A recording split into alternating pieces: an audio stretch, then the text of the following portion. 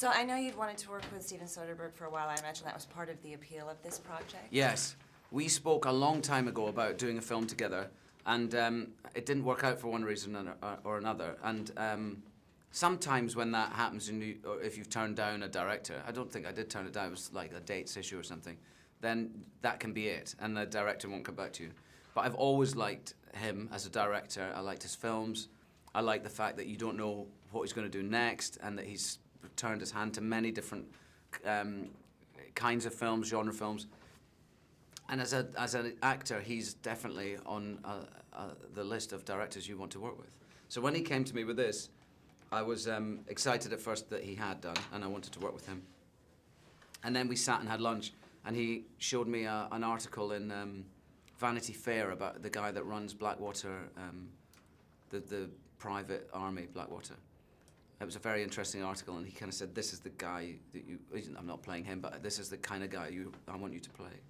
And he talked about Gina, and I didn't know Gina. I'm not a fight fan. I don't watch fights. But when I got back from lunch, I looked her up on YouTube and was going, oh my God.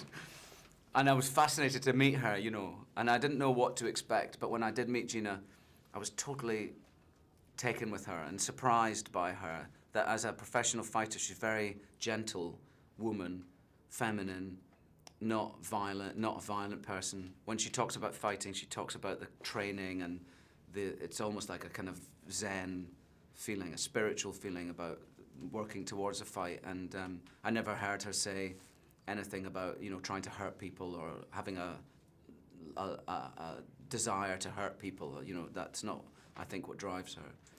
And so Kenneth is this guy. Explain to us exactly what he does. You sort of mentioned it in passing, but... Kenneth has been in the military, maybe special forces.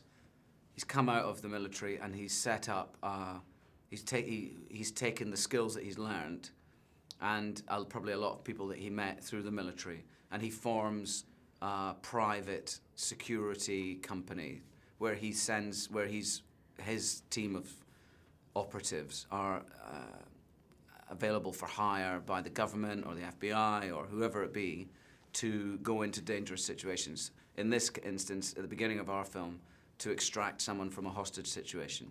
So there are people like this, probably a lot more of these kind of companies than there ever used to be. And they do the work that the military would do, but they do it for money. And he has a backstory with Mallory. Can you kind of just quickly touch on that? He's been with Mallory. I think probably he was familiar with her when he was in the forces. Probably he met her somewhere. But they've had a relationship. He's brought her into his company. She's sort of his secret weapon because she's a woman. She's incredibly tough. She's deadly. And so he knows that that's important. Probably in that world, it's probably quite handy to have a woman like that. And so they've entered into some kind of relationship for a while, but they've split up.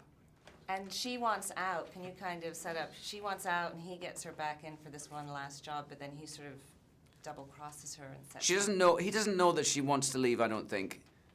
She just, you know, he sends her off on a job here, a job there, but he's obviously kept her very busy.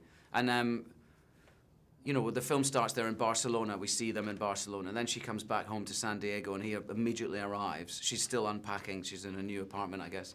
And he says, "I need you to go to Ireland." But he's probably got whiff that she might leave. She's become almost too important to the clients. They all want her. And that threatens him in a way for his business. It's not, he says in a scene with Michael Douglas, it's not a good precedent for my company that, you know, if she doesn't go, then I don't get the job. So she's become almost too powerful, and she's endangering his company or his future.